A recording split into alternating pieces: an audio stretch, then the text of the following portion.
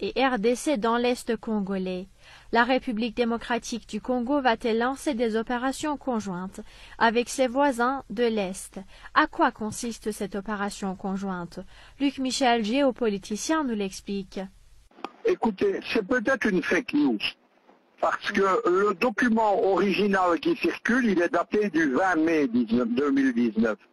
Et forcément, rien ne s'est passé depuis. Il y a quelque chose qui est tout à fait hallucinant au milieu, c'est effectivement de voir l'armée du Burundi, qui est tout à fait opposée à la présence du Rwanda au Kivu, appuyer une opération militaire multiple. Maintenant, il y a deux choses par contre. Apparemment, l'Africom ne dément pas et la MINUSCO dément à moitié. Il y a eu une visite de Félix Tshisekedi, le nouveau président donc congolais, au Rwanda il y a quelques semaines. Il y a ensuite eu une seconde visite de son épouse de la même façon.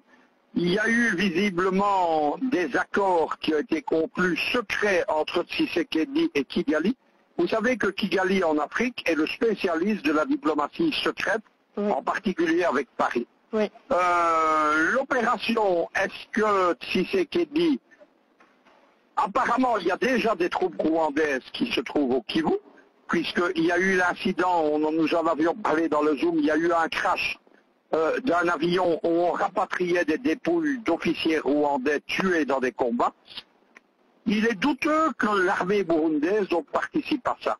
Il y a, suite à la diffusion de ces documents, fake news ou pas, il y a un phénomène généralisé d'émotion, c'est-à-dire que les Congolais ne veulent pas revoir les armées rwandaises et les armées ougandaises déployées au Congo.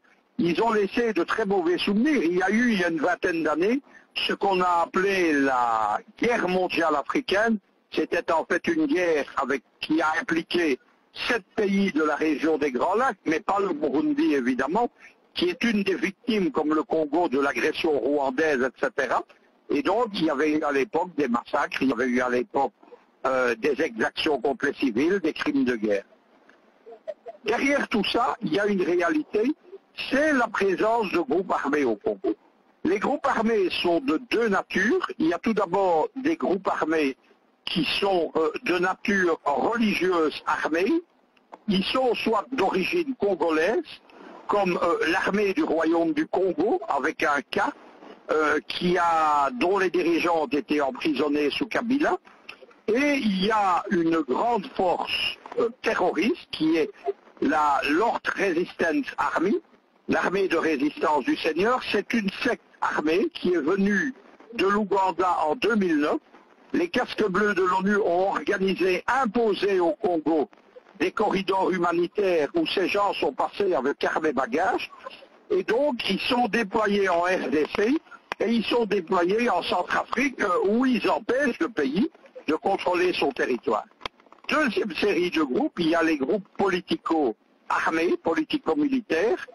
Il y a 5 grands groupes, comme il y a 5 grands groupes religieux. Je ne vais pas tous vous les détailler, mais il y a notamment le Front populaire rwandais, qui est venu là en 1994 au moment du génocide. Ce sont les génocidaires Hutus qui sont passés se réfugier avec la complicité de l'armée française et des casques bleus au Congo. Ils ont depuis mené une politique occulte avec Kigali, avec Kagame, et ils organisent notamment avec le Rwanda les trafics de diamants, d'uranium, de manganèse et de coltan, le fameux minerai stratégique indispensable aux téléphones et aux ordinateurs.